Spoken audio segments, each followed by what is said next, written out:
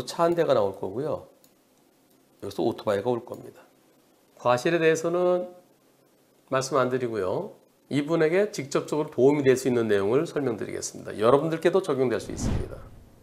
어떤 사고일까요? 가보겠습니다. 차 나오죠? 어이쿠. 오토바이가 좀 빨라 보이죠?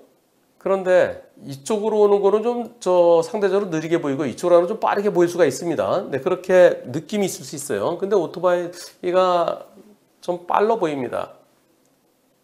어떻게 된 곳인가요? 중앙선이 있나요? 양쪽 다 중앙선이 있대요. 이런 곳입니다. 오토바이는 여기서 이쪽으로 가려고 그랬어요. 상대차는 이렇게 나온 겁니다. 중앙선은 양쪽 다 있어요. 어디가 더 넓은가요? 여기는 이렇게 한쪽에 차를 세워놓을 수 있으면서 이쪽에 또 인도도 있고 그래서 왕복 2차로 도로지만 상당히 좀 여유가 있네요. 상대는 이렇게 생겼어요. 이 주차장에 있는 공간 빼면은 좁아요. 어디가 더 넓은 길인가요?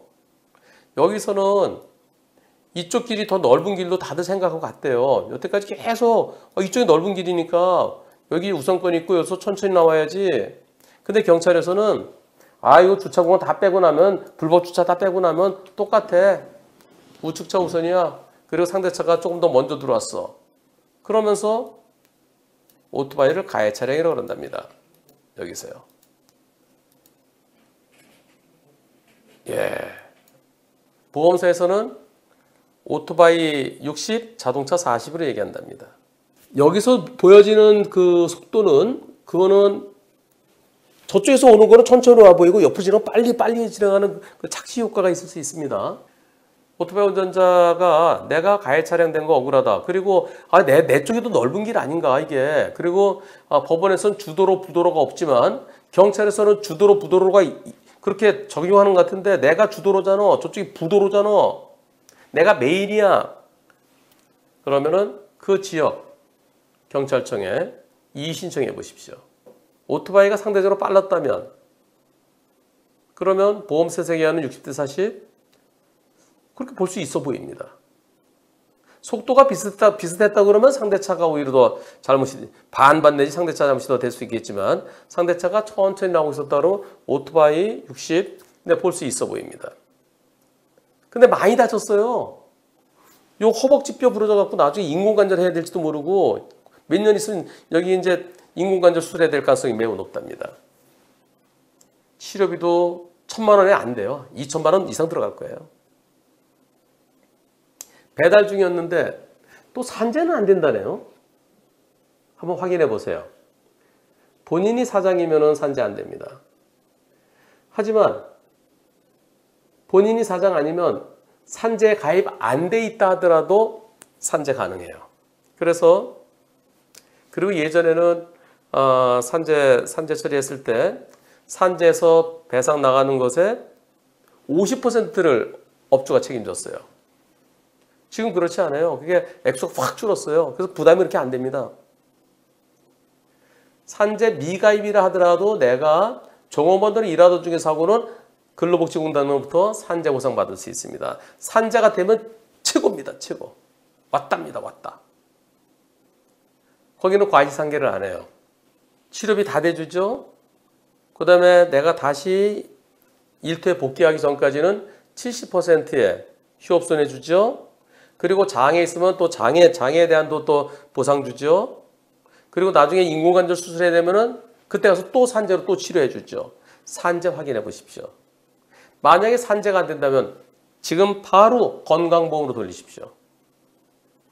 자동차 사고는 자동차 보험으로도 할 수 있고 건강보험으로도 할 수 있습니다. 지금 2차의 보험사에서 치료비 대주고 있대요. 전액 대주고 있대요. 지금은 좋죠. 나중에 지금 60대 40대 60으로 되면 내가 받을 것에서 60% 못 받는 거예요. 내가 받아야 될 손해배상이 예를 들어서 아이고 다리 크게 다쳐갖고 받아야 될 게 예를 들어서 5천만 원이라고 생각해 보겠습니다. 5천만 원에서 60% 빼야 돼요. 그러면은 2천만 원 남아요. 보험사에서 내준 치료비가 2천만 원이라 칩시다. 2천만 원 중에 내자면 60%인 6, 22, 1200만 원 또 빼야 돼요. 지금은 치료비 대중이 나중에 다 정산합니다. 나 아무것도 안 받을게요. 알아서 그냥 끝. 근데 나 손해배상 해줘야지. 그러면 치료비 다 정산해요. 그러면 800만 원 남아요. 치료비 과실상계 다 돼요. 잘 모르는 분들은 치료는 다 해주잖아. 일단 해주지. 나중에 다 과실만큼 다 뺍니다. 다 토해내야 돼요. 그래서 지금부터라도 산재가 되면 산재가 제일 좋고요. 산재가 안 되면 빨리 건강보험으로 돌리십시오. 치료는 건강보험으로 하시고. 물론 내 돈 내는 것도 좀 있죠. 내 돈 내는 것에 대해서 40% 받을 수 있잖아요.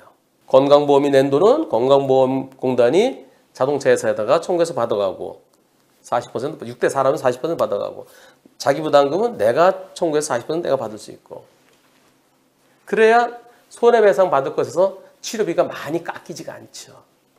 이분은요. 치료 다 끝나고 다시 일하시더라도 천천히 가십시오. 신호등이 없는 곳에서 저렇게 빨리 가면 안 됩니다. 내가 늘 메인 로드였다. 내가 주도로다. 그렇더라도 속도를 줄여야죠.